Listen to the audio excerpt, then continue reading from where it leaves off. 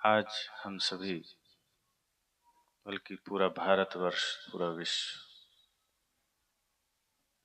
संत शिरोमणि सदगुरु रैदास जी महाराज की जयंती मना रहा है। पूरा भारत, पूरा विश्व ऐसे महानतम संत की पावन जयंती पर आप सबको, देशवासियों को, समस्त विश्व को हार्दिक शुभकामनाएं। एक ऐसा महापुरुष सदगुरु रविदास साहेब जी, जिनको हम रैदास जी भी कहते हैं, जब उनके जीवन को पढ़ता हूँ, उनकी वाणियों को पढ़ता हूँ, तो ऐसा लगता है जैसे सदगुरु कबीर का ही एक दूसरा रूप है। उन्हीं का विचार, उन्हीं का चिंतन, अगर दोहा में नाम ना हो तो आप अंतर नहीं कर पाएंगे। वही काल भी था जिस समय धरती पर सदगुरु कबीर का प्रादुर्भाव हुआ, लगभग उसी समय, उसी शताब्दी में सदगुरु रैदास जी महाराज का भी प्रादुर्भाव हुआ। आज जितनी स्वच्छंदता, जितनी स्वतंत्रता हम सबको मिली है, उस वक्त उतनी स्वतंत्रता नहीं थी भारतवर्ष में। वो जो मध्यकालीन भारत था, रूढ़ियों से भरा हुआ था, छुआछूत, जातिवाद, अंधविश्वास से ग्रसित भारत था। और उसमें भी तथाकथित नीच कहे जाने वाले कुल में कोई जन्म ले तो सोचो उसके लिए कितनी दुर्गति होती होगी। आज अभी किसी को कहीं पर सम्मान न मिले, 100 लोगों में एक व्यक्ति को उसको पानी न पीने दिया जाए उसी गिलास में, उसके साथ जानवरों जैसा सलूक हो, तो सोचो क्या फील होगा। अभी अगर आप में से किसी के साथ ऐसा हो, आप वो गांव, वो नगर छोड़ना चाहेंगे कि यहां क्यों बसना।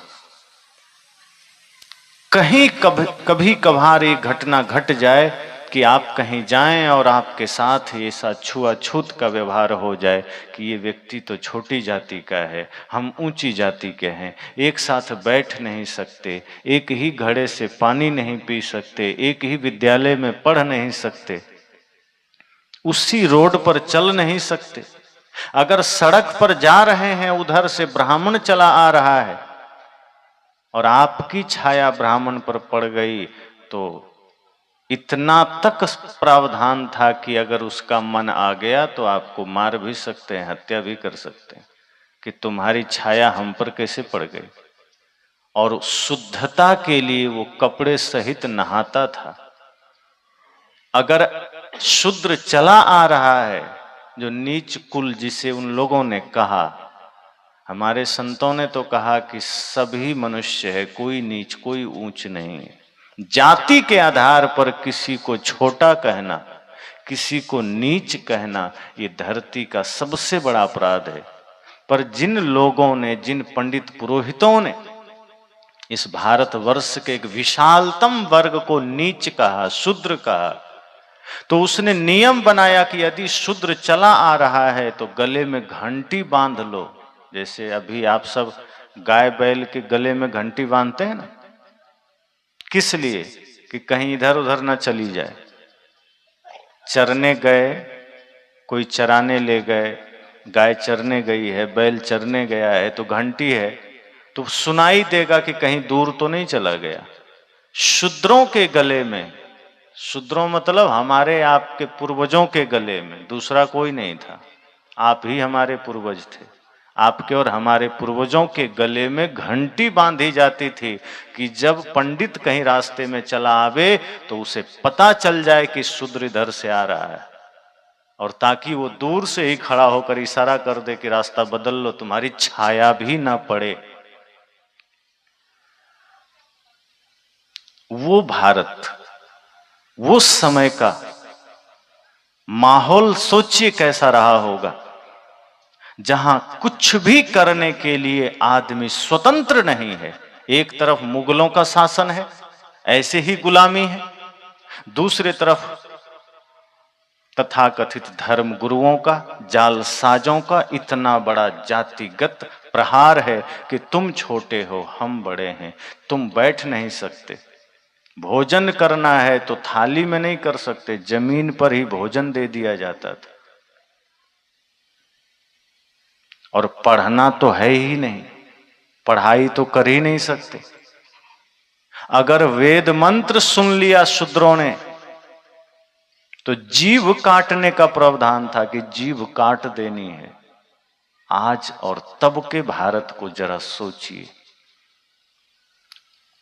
अगर वेद मंत्र पढ़ लिया तो जीभ काटने का अधिकार था, और कान में अगर आवाज चली गई तो कान में शीशा पिघलाकर डालने का भी प्रावधान था कि पंडित कान में शीशा पिघला के डाल देता था कि सुन नहीं सकता है तुम वेद मंत्र, पढ़ना तो छोड़ो, सुन नहीं सकते हो, विद्यालय के बगल से गुजर नहीं सकते हो। किसी भी प्रकार से समानता नहीं थी। पूरा एक विशालतम वर्ग जानवरों से भी बदतर जीवन जी रहा था। न सोचने का अधिकार है, न कुछ बोलने का अधिकार है, न बराबर में बैठने का अधिकार है। आप एक विचार करिए कि ऐसा आज किसी के साथ हो, हमारे साथ हो, क्या अनुभव करेंगे आप? 20, 25, 50 साल पीछे चले जाइए कि क्या नियम बनाए थे धर्मगुरुओं ने कि जो शूद्र है उसका सामना ना हो, उसके हाथ का छुआ पानी ना हो, कुआं अलग अलग होना चाहिए। अगर ये ब्राह्मणों का कुआं है तो वहां शूद्र जाकर पानी नहीं भर सकता है, प्यास नहीं बुझा सकता, छुआ जाएगा। उस समय उस काल में सदगुरु रविदास जी, संत सम्राट सदगुरु कबीर साहब का आगमन हुआ इस धरा पर। तो क्या हमारे आपके जैसा उनका जीवन रहा होगा? उनके साथ भी वही पीड़ा थी। सदगुरु कबीर के साथ भी, सदगुरु रविदास साहब के साथ भी वही समस्या थी। उन्हें भी पढ़ने का अधिकार नहीं था, उन्हें भी ऊंचा बैठने का अधिकार नहीं था। और जब धीरे धीरे वो बड़े होते हैं और उन परिस्थितियों को उन्होंने देखा तो हृदय पिघलने लगा कि ये कैसा समाज है जहां इंसानों के साथ जानवरों जैसा व्यवहार होता है, जहां इंसानों के साथ इतना बड़ा दुर्व्यवहार। अरे जन्म लेने में किसी की मर्जी थोड़े चलती है, कोई कहीं जन्म ले सकता है। जन्म कोई कहीं ले लिया, किसी समाज में ले लिया, उसको तुम जन्म से नीच किस आधार पर कह दी? वो नीच कैसे हो गया?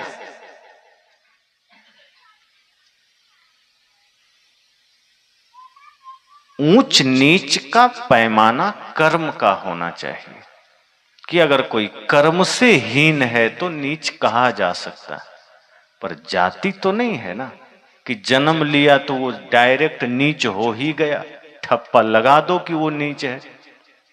और कोई ऊंचे कुल में जन्म लिया, अब ये ऊंचा नीचा कुल भी तो उन्हीं पंडितों ने बनाया, किसी दूसरे ने थोड़े बनाया।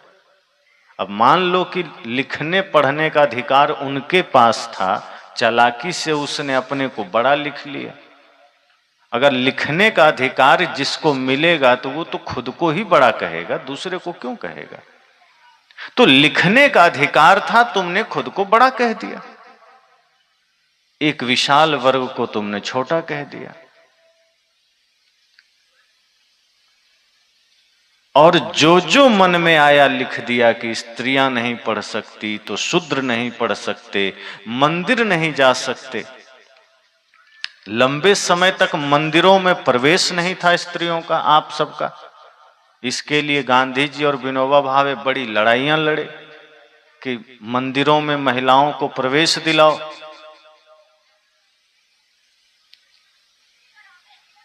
पर मैं सदगुरु कबीर तो कहते हैं कि उस मंदिर में जाना ही क्यों जो तुम्हें बांटता है, क्यों लड़ना मंदिर जाने के लिए। अब मंदिर में पंडित जाने नहीं दे रहे हैं तो जाने की जिद क्यों है वहां।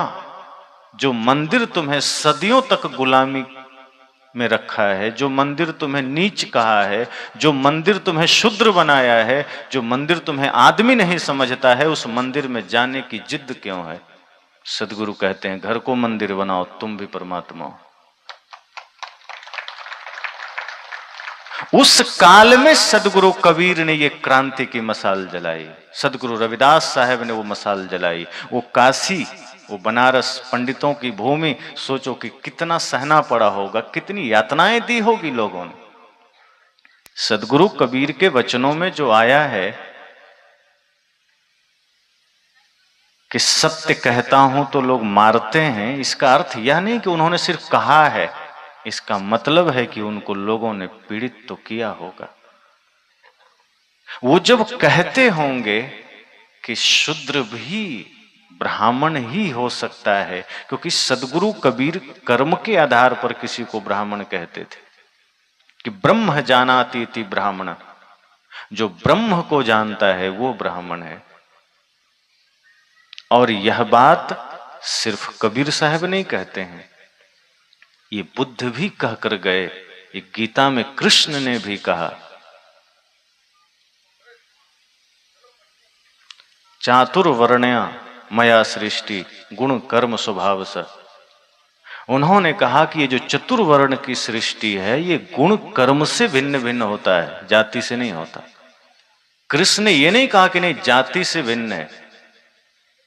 और वेद के ऋषियों ने भी कर्म के आधार पर बांटा, लेकिन चालाक पंडितों ने क्या किया, जाति में बांट दिया, वर्ण व्यवस्था ले आया। एक बात और ध्यान देना, यहां जाति के अलावा सब कुछ बदलने का अधिकार है।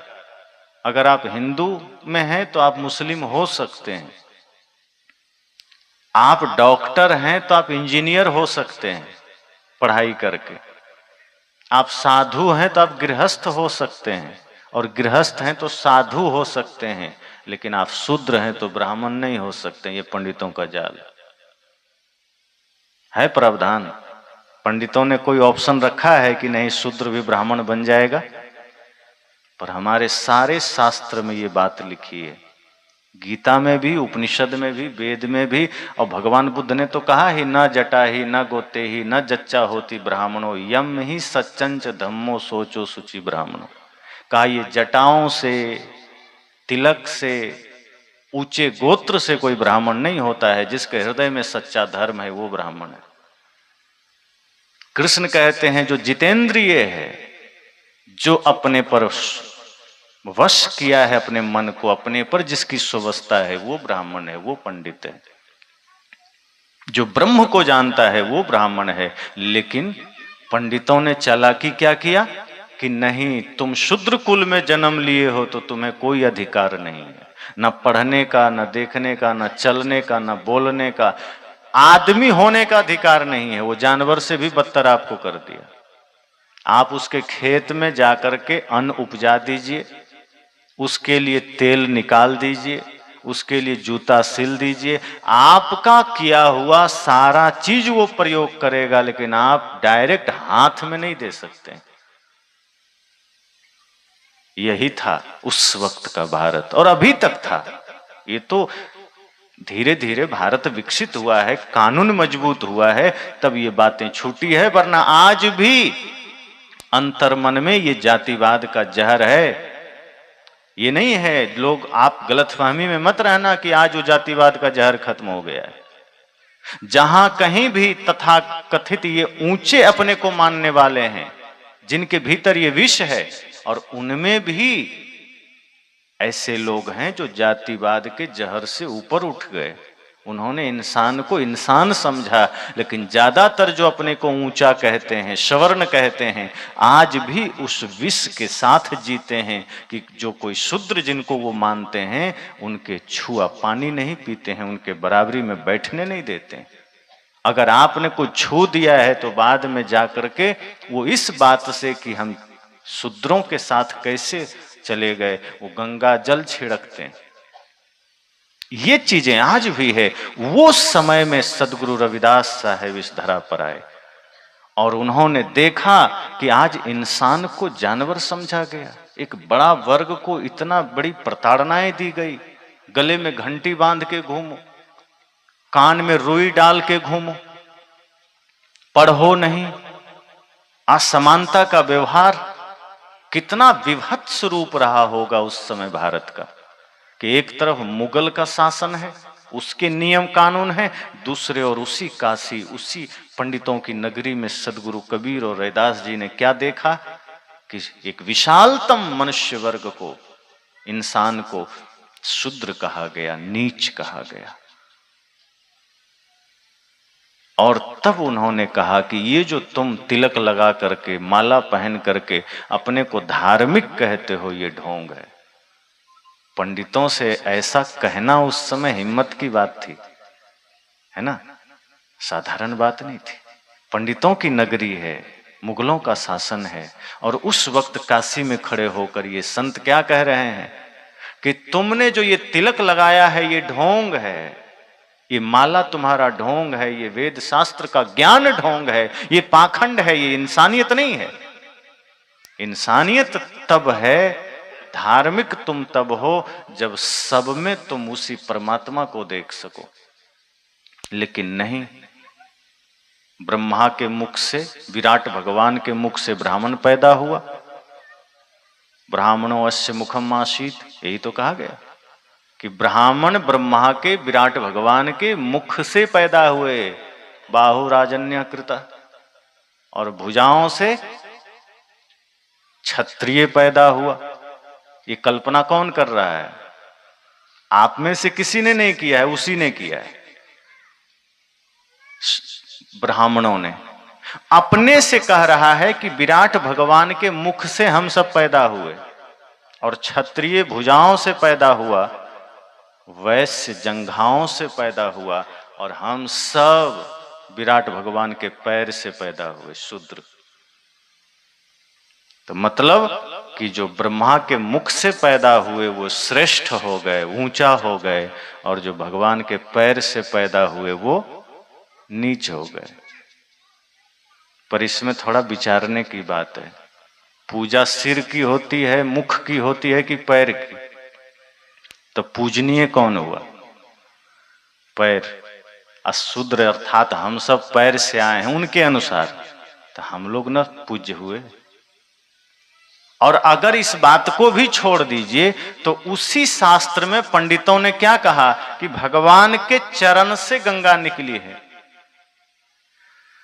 जेहि चरणन से निकसी सुरसरी, शंकर जटा समाई, सोई चरण केवट धोई लीन्हा, तब हरि नाव चढ़ाई, भजु मन राम चरण सुखदाई।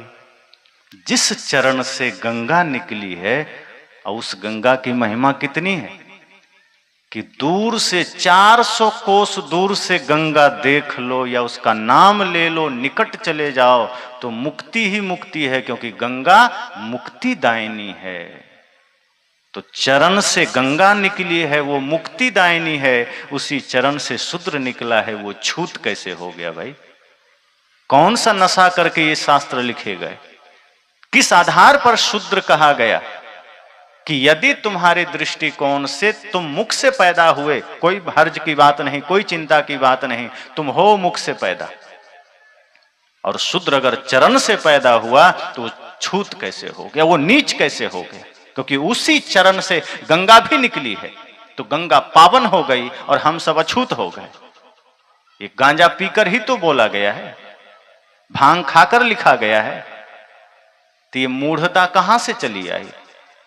और एक विशालतम वर्ग को छूत कह करके उसके साथ जो दुर्व्यवहार हुआ, उसके साथ जो छल हुआ, वो सदगुरु कबीर ने देखा, संत रैदास जी ने देखा, और तब उन्होंने कहा कि ये ढोंग कहीं और जाकर करना, अब तेरा ढोंग यहां नहीं चलेगा। तुमने जो कहा है वो झूठ है। पहली बात तो कोई मुख से पैदा नहीं होता है, ये ब्रह्मा का मुख है कि प्रजनन द्वार है, ये कौन सी ना समझी। और अगर तब तुम मुख से पैदा हुए तो वो फैक्ट्री अब बंद क्यों हो गए? अब भी तुम मुख से ही पैदा हो ना। जो तू ब्राह्मण ब्राह्मणी को जाया तो और राह देख क्यों नहीं आया? अगर तुम सच में अभी कहते हो हम ब्राह्मण की संतान है, हम उच्च वर्ग के हैं, तो अभी भी तुम्हें दूसरे द्वार से आना चाहिए। तो अब तो तुम समान रूप से इस धरती पर आ रहे हो, तुम्हारा जीवन समान है। एक ही त्वचा हाड़ मल मूत्रा, एक रुधिर एक गुदा, एक बूंद से सृष्टि रची है, को ब्राह्मण को शूद्र। सदगुरु कहते हैं कि अब तो एक ही त्वचा है, एक ही प्रकार की हड्डी है, एक ही प्रकार का रक्त है, फिर तुम भेद किस आधार पर तुमने किया? भेद कर्म के आधार पर होना चाहिए, जाति के आधार पर भेद नहीं होना चाहिए। लेकिन पूरे विशालतम वर्ग को नीच कहा गया। सदगुरु ने प्रश्न किया कि किस आधार पर तुमने किसी को छोटा कह दिया? बरसों पापी आही गुमानी, पाखंड रूप छल्यो नर जानी। सदगुरु ने कहा, ए ब्राह्मण सुन ले पंडित जी, सच्चाई तो यह है कि तुमसे बड़ा छली पाखंडी दूसरा कोई नहीं, तुमसे बड़ा नीच कोई और नहीं। जो किसी इंसान को जाति के आधार पर नीच कहे, उससे बड़ा नीच कोई और कैसे हो सकता है? नीच वह नहीं है जो शूद्र कुल में जन्म लिया है, नीच वह है जिसकी सोच नीच है, जिसका भोजन, जिसका जीना, जिसका बोलना, जिसका चलना अशुद्ध है, अपवित्र है, वो नीच हो सकता है। जो गलत कर्म करता है वो नीच हो सकता है, और उसके लिए प्रावधान है कि वो चाह ले तो वो ऊंच भी हो सकता है। पर ऐसा जाति के जाल में डाला कि नहीं, अगर आप साहू हैं तो आप ब्राह्मण नहीं हो सकते हैं, आप यादव हैं तो आप क्षत्रिय नहीं हो सकते हैं, आप एसटी एससी ओबीसी में हैं तो आप जनरल में नहीं जा सकते, आप उसी में रहिएगा। और ये नीच बना बना करके भारत को कितना खंडित किया गया। भारत की गुलामी का वजह सिर्फ मुगल नहीं थे, इस भारत की गुलामी की वजह ये जातिवाद भी था। ये भारत को जातियों में बांटा गया। भारत जब जाति में बटा, भारत जब वर्ण में बटा, एक विशालतम वर्ग को शूद्र और नीच कहा गया, तब भारत गुलामी की ओर बढ़ा। क्योंकि इतना विशाल वर्ग जिसको ये फील करा दिया गया कि तुम आदमी ही नहीं हो। अपने पूर्वजों के बारे में आप सबसे ज्यादा हम तो नहीं जानते होंगे, जो बड़े लोग बैठे हैं उम्र दराज, आप अपने बचपना को याद करिए और अपने दादा की बात याद करिए कि उस समय क्या स्थिति थी इस भारतवर्ष की, किस तरह से जीवन जीना पड़ता था, नजर झुका के चलना पड़ता था, बच के चलना पड़ता था, कहीं कथा सत्संग हुआ बैठ नहीं सकते हैं। उन प्रताड़ित लोगों के साथ अन्य न जाने कितने लोग प्रताड़ित होते रहे, उनके पूर्वज के साथ साथ उनकी आने वाली पीढ़ियां प्रताड़ित होती रही।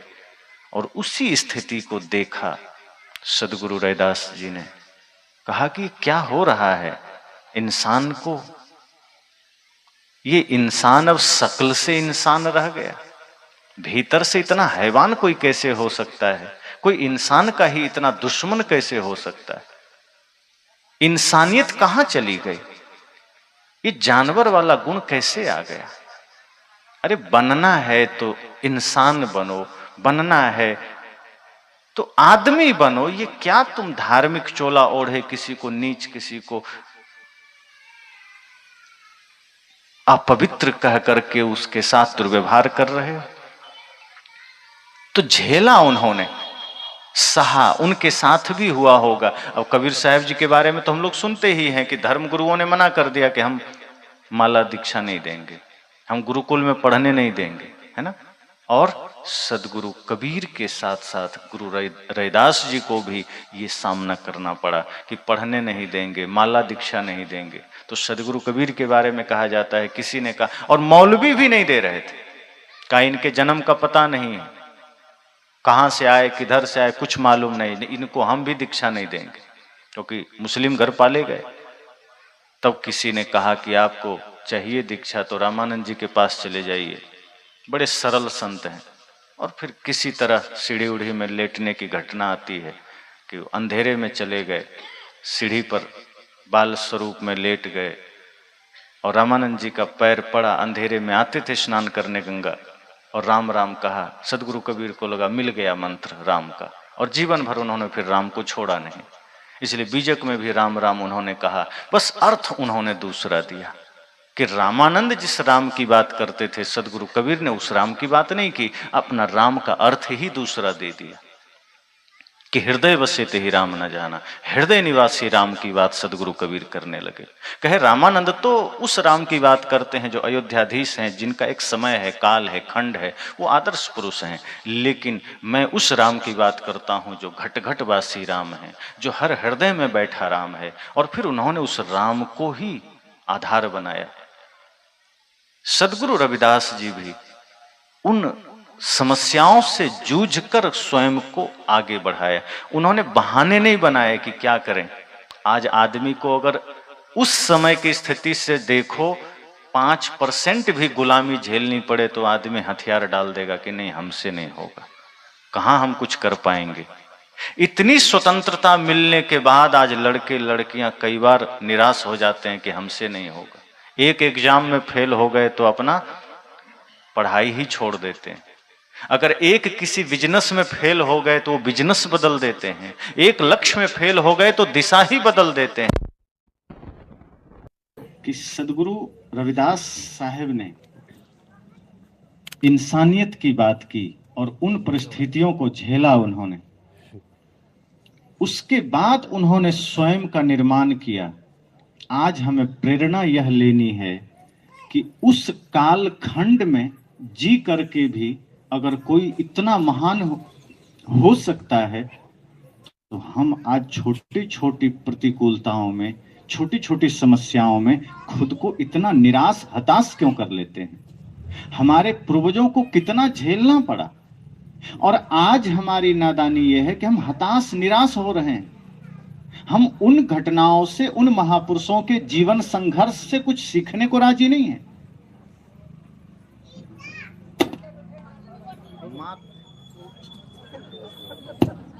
माथे तिलक हाथ जप माला, जग ठगने को स्वांग बनाया,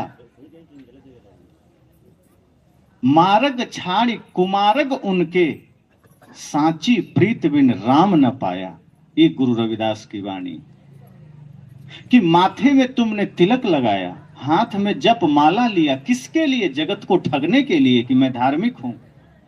तुम धार्मिक कैसे हो गया जब हृदय में सच्चा राम के प्रति प्रीति नहीं है, निस्वार्थ प्रीति नहीं है, निष्काम भक्ति नहीं है। तो ये तो मार्ग छाड़ी कुमार्ग हो गया ना। ये तो धर्म का मार्ग छोड़ना हो गया, ये तो सत्य का मार्ग छोड़ना हो गया। और आज हमारी समस्या क्या है? जन्मदिन हो जाए, श्राद्ध हो जाए, विवाह हो जाए, कोई भी उत्सव हो जाए, हम जाति के पंडित को बुलाते हैं, कर्म के पंडित को नहीं बुलाते हैं। संकल्प लीजिए, पंडित वह है जो अपने जीवन में सत्य को धारण किया है, जिसने अपने मन पर, अपने इंद्रियों पर अनुशासन किया है, उसे पंडित कहते हैं, उसे ब्राह्मण कहते हैं। ब्रह्म जानती ब्राह्मण मैंने कहा। जो ब्रह्म को जानता है, आप अपने जीवन में उनसे जुड़िए। कोई कार्य हो, कोई कर्म हो, आप उन्हें बुलाइए। सत्संग, कथा, ध्यान, श्राद्ध, विवाह आप उनसे कराइए, ताकि आपके जीवन में भी ब्रह्म की ज्योति आ सके, आपके जीवन में भी प्रकाश आ सके और उनसे हमें प्रेरणा मिल सके कि ये माला सिर्फ हाथ के लिए नहीं है, ये तिलक सिर्फ माथे के लिए नहीं है, ये तिलक हमारे आचरण का प्रतीक बन सके। अगर कोई हमारे माथे पर तिलक देखे तो ये ना कहे कि एक नंबर का ढोंगी आदमी, अगर तिलक देखे तो वो तिलक के पीछे हमारा जो जीवन चरित्र है देख करके नतमस्तक हो जाए कि नहीं, ये व्यक्ति झुकने योग्य है। अगर हाथ में माला देखे तो मात्र माला ना देखे। कि एक नेताजी का इंटरव्यू में देख रहा था, पत्रकार ने कहा हाथ में माला क्यों है, तो कहा धोखा देने के लिए। कहा सही बोल रहा हूं, ईमानदारी की बात है। उन्होंने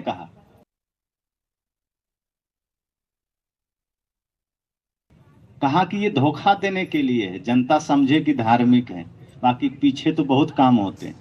हमेशा ये हाथ चलता रहता है धोखा देने के लिए। पत्रकार ने कहा आप एकदम सच्चाई बोल रहे हैं क्या? बोलना पड़ेगा, हम पीछे करते ही गलत हैं, सामने सिर्फ दिखाते हैं।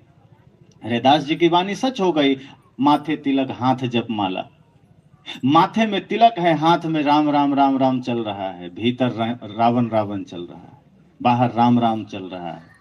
वही एक जंगल में एक व्याधा था, उस साधु का वेश बनाया और चिड़िया को मारने के लिए पेड़ पर चढ़ गया। भगवान बुद्ध जब निकले थे सिद्धार्थ रूप में ही, अपना घर छोड़े थे, तो उन्होंने देखा कि एक लाल वस्त्र में कोई साधु पेड़ पर चढ़ा है।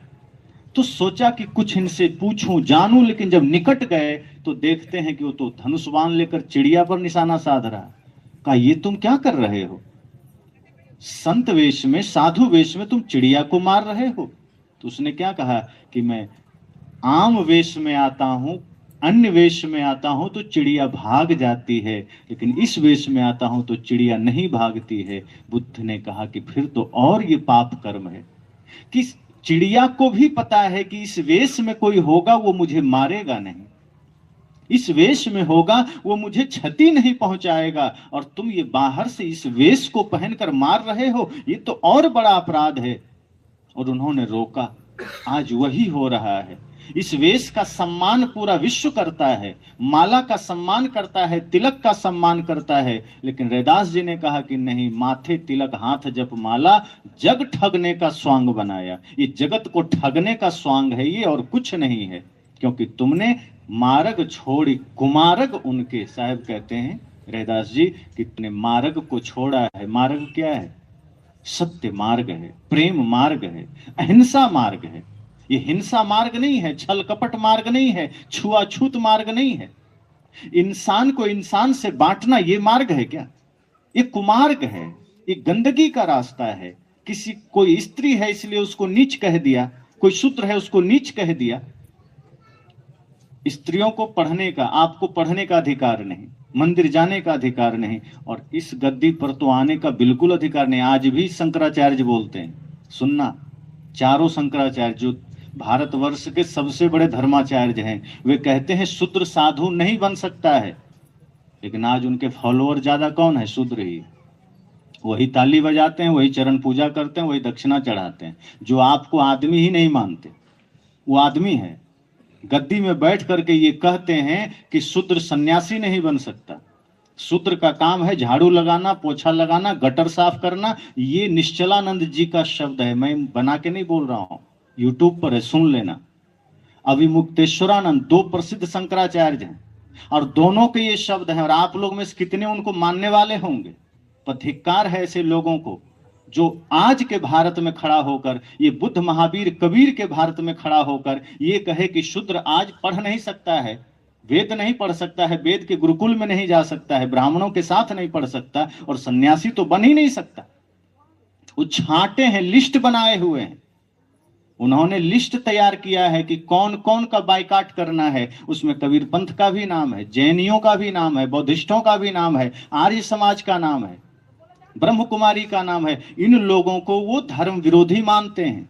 वे कहते हैं ये लोग धर्म भ्रष्ट हैं, ये लोग भारत के हिंदू को बरगला रहे हैं। अब उनसे जरा सवाल पूछो कि हिंदू है कौन? एक तरफ हिंदू कहते हो तो कौन है हिंदू? सिर्फ ब्राह्मण क्षत्रिय और ये बाकी लोग? जब हिंदू की बात आवे, लड़ने की बात आवे तो सब हिंदू, और जब गद्दी में बैठने की बात आवे तब ब्राह्मण। तो ये चलेगा क्या? आप लोग को स्वीकार है ये? तो पूजा करना छोड़ो, सदगुरु कबीर के कर्म सिद्धांत को धारण करो। जो व्यक्ति गद्दी में बैठकर कहे कि स्त्रियां साध्वी नहीं बन सकती, आप उनकी पूजा करेंगे? जिसको आपने जन्म दिया है, जिसको गद्दी में बैठाने लायक आपने बनाया है वो आपका ही तिरस्कार करे। तो सदगुरु कबीर को हम मानेंगे, जिन्होंने स्त्रियों को पुरुषों से भी ऊंचा स्थान दिया, जिन्होंने कहा कि नहीं, नारी जगत जननी है। वो एक आम इंसान से लेकर के एक सन्यासी को भी जन्म देती है, वो जगत की जननी है।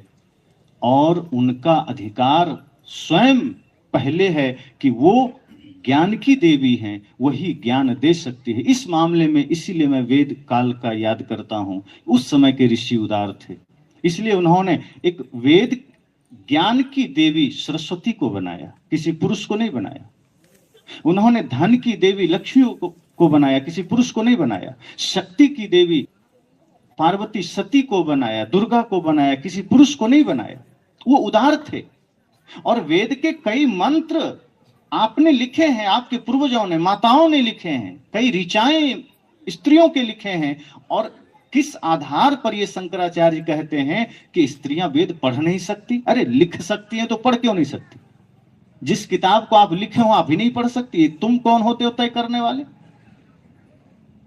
किसने अधिकार दिया कि माताएं वेद नहीं पढ़ सकती? भाई ये अपने मन से गुरु बन बैठे। सदगुरु कहते नहीं, ऐसे पाखंडियों का बहिष्कार करना जरूरी है। सच्चे ज्ञान का संवाहक बनिए, सच्चे ज्ञान का संवाहक बनिएगा तो जीवन आनंद से बीतेगा। वरना ये लोग व्यास गद्दी तो छोड़ो, एक सामान्य जीवन भी जीने पर आपको रोक लगा देगा। उनका कहना है कि जो शूद्र है वो आज भी उसका काम है खेत में फसल उपजाना, शूद्र का काम है शौचालय साफ करना, शूद्र का काम है सड़क में झाड़ू लगाना। ये कौन कह सकता है? जो खुद शूद्र होगा। शूद्र का मतलब है जिसका विचार नीच हो, जिसका विचार ऊंच है, वो सब ब्राह्मण है। ये गीता का भी वचन है। गीता भी यही कहती है कि जिसके विचार पवित्र हैं, ऊंचे हैं, वो सब ब्राह्मण है। और जो ब्राह्मण कुल का होकर के इस तरह की बात करता है वो नीच है। और आप शास्त्रों में देखिए, राम जी जंगल जाते हैं, निषाद जी से मिलते हैं, कोई दिक्कत है? निषाद राज को आज केवट समाज जिनको हम कहते हैं, उनको आज लोगों ने नीच कहा, पर राम जी को कोई एलर्जी नहीं है। वो भरत जैसा कहते हैं कि निषाद मुझे भरत जैसे लगते हैं। माता शबरी के द्वार पर जाते हैं, जिनको भीलनी, राम जी को कोई दिक्कत नहीं है। वाल्मीकि के पास जाते हैं, वनवासियों में उनका रहन सहन होता है। तो सब आज के हिसाब से SC में रखा जाएगा, जिस जाति की शबरी को माना गया है, लेकिन राम के द्वार पर हैं। और रावण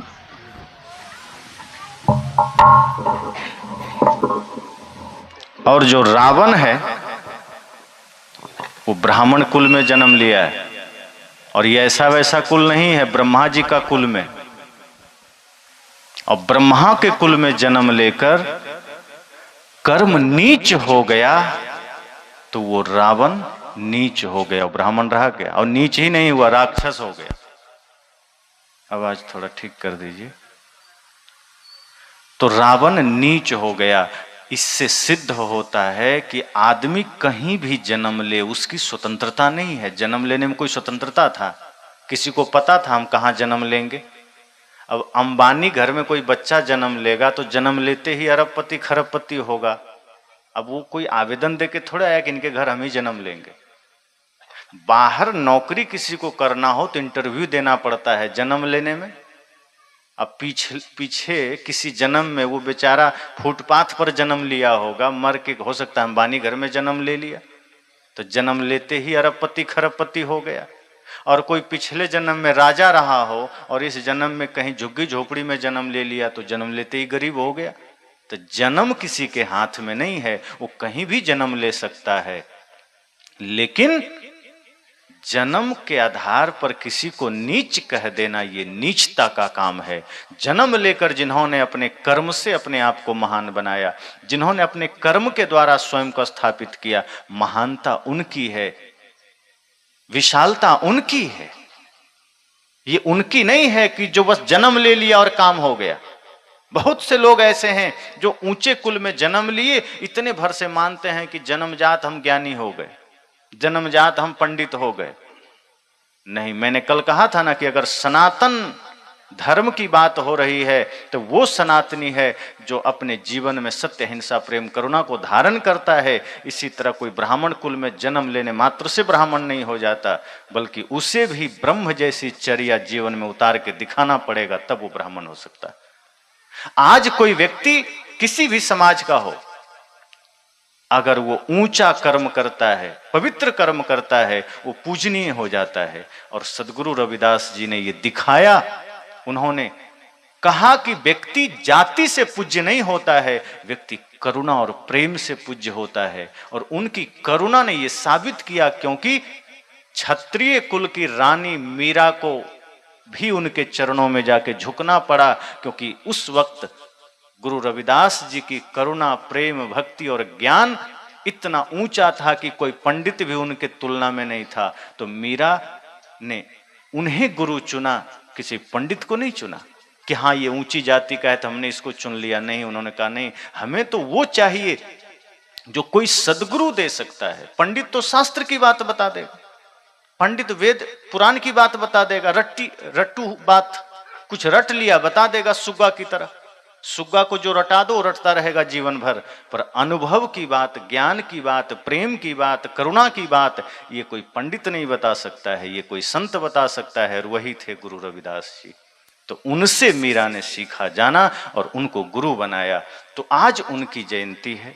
हम सब भी संकल्प लें कि सदगुरु कबीर का ही समझो दूसरा रूप है गुरु रविदास। उनकी वानियां उसी तरह दिव्य अनमोल है, उनके आचरण उसी तरह दिव्य अनमोल है। जितनी प्रताड़नाएं, जितनी पीड़ाएं सदगुरु कबीर को दी गई, तथाकथित धार्मिकों के द्वारा उन्हें भी उतनी ही दी गई। और उस वक्त उन्होंने जो बातें कही है वो बिल्कुल अडिग थे, डरे नहीं, घबराए नहीं। आज हमें भी सत्य के मार्ग पर चलना है। हाँ, ये ध्यान रखना है कि जो पाखंडी लोग हैं, हमें घृणा नहीं करना है, उपेक्षा करना है। हम लोग क्या करते हैं कि अगर कोई गलत है तो हम घृणा करने लगते हैं। तो घृणा से क्या होता है, हमारा मन घृणित होता है। सदगुरु कबीर ने या रैदास जी ने ये नहीं कहा कि पापी से घृणा करो। आपके साथ बुरा किसी ने किया है तो घृणा मत करो कि हाँ ये ब्राह्मण है तो हम घृणा करें। नहीं, आप उपेक्षा कर दो जो आज भी उसी मानसिकता का है। और अगर कोई ब्राह्मण कुल का है, कर्म ऊंचा है, ज्ञान ऊंचा है, रहनी ठीक है, समानता का व्यवहार है, भाव है, तो ठीक है भाई, तुम भी वही, हम भी वही। अहं ब्रह्मास्मि तो तत्त्वमसि। वेद ने कहा कि मैं ब्रह्म हूं, तो लोगों ने कहा मैं कौन हूं, तो वेद ने कहा तुम भी वही हो, तत्त्वमसि, तुम भी वही हो। जब यह भाव आ जाए तो कौन बड़ा कौन छोटा, फिर ब्राह्मण हो कि शूद्र हो, सब ब्राह्मण है। गलत विचार है, गलत भावनाएं हैं तो सब शूद्र है। जहां पवित्रता है, निष्ठा है, प्रेम है, करुणा है, सभी ब्राह्मण है। जहां छल है, कपट है, चोरी है, हिंसा है, सब शूद्र है। तो शूद्र और ब्राह्मण की व्याख्या ये नहीं है कि कोई ऊंचे कुल में जन्म लिया या नीचे कुल में जन्म लिया। शूद्र और ब्राह्मण की व्याख्या ये है कि जिसके हृदय में प्रेम है, करुणा है, जिसके हृदय में दया है, वो ब्राह्मण है। जिसके हृदय में छल है, कपट है, घृणा है, क्रोध है, वो सब शूद्र है। तो इस अवसर पर हम सबको भी उस ब्रह्म जैसी चर्या को धारण करके ब्राह्मण वाला जीवन जीना है, अर्थात पवित्र वाला। पहले ब्राह्मण एक अवस्था का नाम था, इसलिए ब्राह्मण ग्रंथ भी बने हैं। ये जाति से कोई लेना देना नहीं था। बाद में लोगों ने उसको जाति से जोड़ दिया कि ब्राह्मण एक जाति ही हो गया। ब्राह्मण जैसे सदगुरु, सदगुरु कोई जाति है क्या? अब आने वाला समय में कोई अपना नाम में सदगुरु सदगुरु लगाने लगे और उसका बेटा भी लगाने लगे, फिर सारा मोहल्ला लगाने लगे, तो जाति बन जाएगा। अब कई लोग हैं अपने नाम में ब्रह्मचारी लगाने लगते हैं, अब वो शादी कर लिया फिर भी ब्रह्मचारी। आचरण से मतलब रखता है, ये अवस्था है। ब्राह्मण भी उस समय एक स्थिति की बात थी कि जिसके जीवन में ब्रह्म जैसी चर्या हो गई वो ब्राह्मण हो गया। अब जो वैसा जिएगा वो ब्राह्मण होगा, जो नहीं जिएगा वो शूद्र होगा। लेकिन बाद में वो जाति बन गई, जो वहां पैदा होगा वो सब ब्राह्मण होगा, चाहे वो कुत्ता बिलाई कोई हो जाए, चाहे कोई भी हो। ऊंच नीच का मतलब नहीं है, धर्म का मतलब नहीं है, सत्य का मतलब नहीं है। तो सदगुरु रविदास जी ने बहुत बड़ी गहरी बात की है कि सांची प्रीत बिन मिल, सांची प्रीत बिन राम न पाया, कि अगर सांची प्रीत नहीं है बाकी कुछ भी कर लो, राम ना पा सकोगे, ना जान सकोगे। तो नर हो नारी हो, दोनों अपने अपने अस्तित्व को समझें कि हमें ये जीवन ये छोटे छोटे व्यवहार के लिए बस नहीं मिला है, ये तो शरीर की जरूरतें हैं जिसे हमें पूरा करना है, लेकिन असली जीवन मिला है सत्य को जानने के लिए, अपनी चेतना को समझने के लिए।